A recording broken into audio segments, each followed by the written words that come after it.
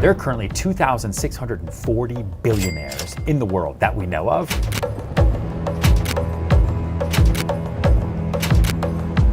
And on this phone are 94 of them. I have 94 billionaires in my contacts. Some of them are friends, a lot of them are clients, and I bring this up because in some way, shape, or form, they're all my mentors. And I've learned a lot from working with these people, or ways that they interact with people, ways that they communicate, ways they think about life, business, even working out. And because I've done real estate deals with many of these billionaires, I've learned certain habits and mindsets that they have that allow them to operate on a completely different level from most people. Here are the 6 things that I learned from working with 94 different billionaires.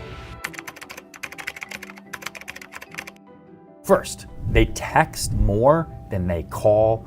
Billionaires know the value of a dollar, and they know the value of their time more than anyone I've ever worked with. And you might be thinking, what? That's weird. Texting? Don't they have calls and lawyers and this, that, whole teams? I mean, yes, they have all of that. But when I'm interacting with them directly, billionaires don't have time for phone calls. Jeff Bezos, who's not in my phone, he makes $2,500 a second. A phone call that takes away time from billionaires making money is not a good use of their time. But they can fire off a text or a voice note that deletes very, very, very quickly. Oftentimes they use the app Signal so that you're not screenshotting or saving messages, and things can disappear really quickly, especially when we're doing real estate transactions together. A lot of it is very, very sensitive information. But I've negotiated $100 million deals over iMessage. And yet the person I work with who's trying to buy a home for $1 million calls me 62 times, has to meet with me and his family, brings in bankers, brings in attorneys, brings in everyone. Less wealthy people have an idea of what it means to be wealthy,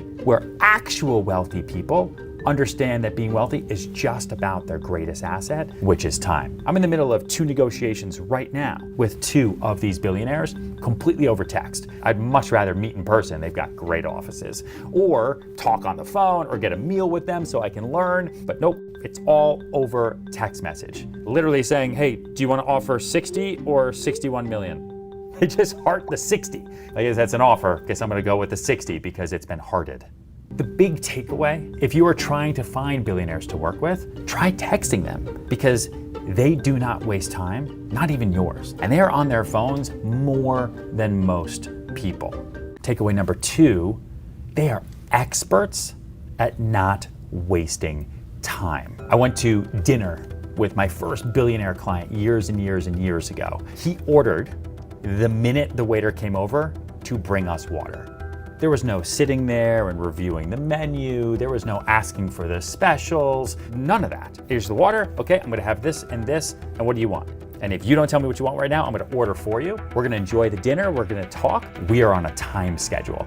And it didn't feel stressful at all. Honestly, felt relaxing, like we weren't wasting any time. I had a dinner with another billionaire, and when the waiter came over right at the beginning, he just held up the menu like this, didn't even look, and said, "Surprise us."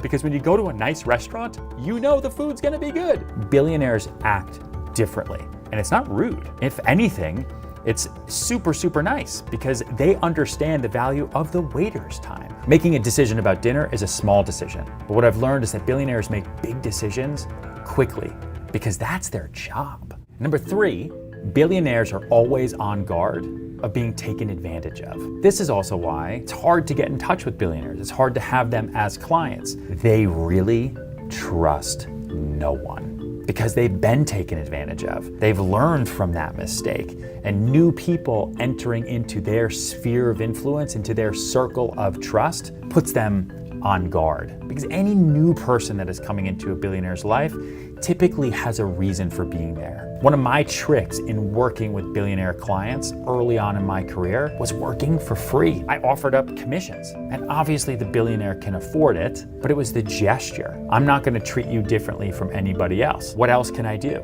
The other thing that I did to make sure that the billionaires knew that I wasn't taking advantage of them ever was to get in with their outer circle of trust. Whether it's the landscaper, or the nanny, or the private banker, or the attorney, as quickly as that trust can be understood, it can be destroyed.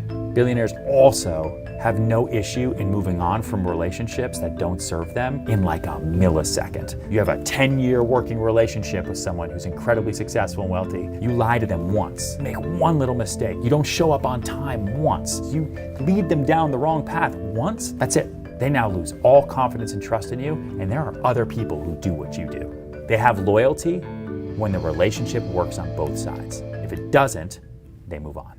Another thing I've learned from billionaires is that they understand the difference between possessions and growth. And they're not afraid to spend. Now that might sound obvious to you, but it's interesting to watch someone who has a net worth of over $1 billion be incredibly cheap over here and then overspend over here. They might kill a deal over $5 over here because they understand that this is not going to do a whole lot for their success, for their long-term growth. But they'll overspend over here by millions, tens of millions, hundreds of millions of dollars because it's an investment in greater growth. Now, a lot of billionaires have very cool material goods, huge houses, planes, automobiles, trips, experiences. But if you didn't know what they looked like, you typically wouldn't notice them when you walk down the streets because they're not super flashy. They don't wear their wealth on their clothes most of the time.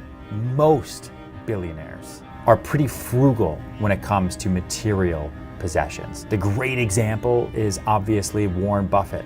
Same house, same car, same breakfast from McDonald's with change from his cup holder.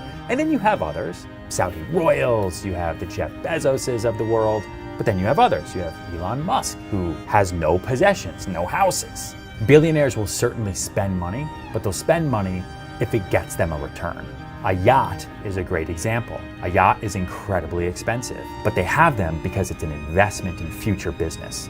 They can have other billionaires on that yacht, and that's where deals get done. Their houses as well, on the ocean in Malibu and Palm Beach, castles in France. They are investments in doing future business because they can say to other people, come to my castle. Let's talk about the deal.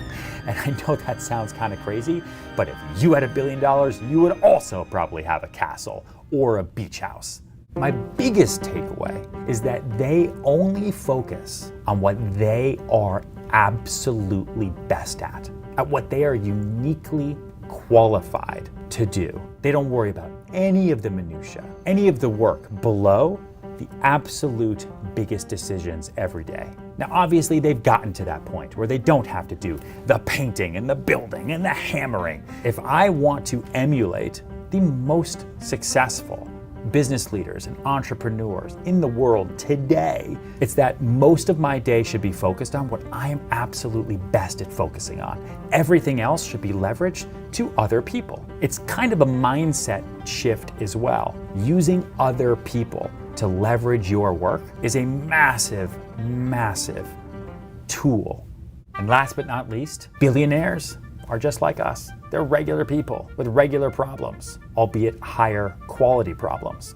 One of my earliest experiences with a billionaire client was going to a private airport to board their private plane. And he was talking to me about how his plane wasn't available because of a mechanical issue, and he was frustrated because he had to get another plane. Now that sounds like a crazy problem, a 1%er, a 0.00001%er problem, right? Absolutely, but he wasn't crying about it. He wasn't crying to me or anybody else. You have a higher quality life. That means you also have higher quality problems. And it was my job to help with that. I immediately from that situation started helping the billionaire clients that I had fix their higher quality problems. And that's how I started to get to know so many of them. Because if someone has a private jet issue, they're not going to talk to the friends they had in college about it. They're not going to talk to people in their office about it because it would be weird and uncomfortable. It's an awkward display of wealth. So they need people to talk to about it. And I wanted to be that person. I'll help you with your private jet. And while we're at it, need a new condo? Oftentimes, yes, they do. So billionaires are just like us, kind of, sort of. They're still humans. They still go to the bathroom, they still sleep, they still want to be happy, they still cry while watching The Notebook, just like you do. And if you can be someone who can solve the high quality problem that a billionaire has, That is your ticket into that society. There was even a New York Magazine profile article on me. They called me the broker to the plutocracy. And then you have to show the definition of what plutocracy means, because most people won't know. These are just a few things that I've learned in my 15 years of selling real estate to some of the most successful and wealthy people in the world.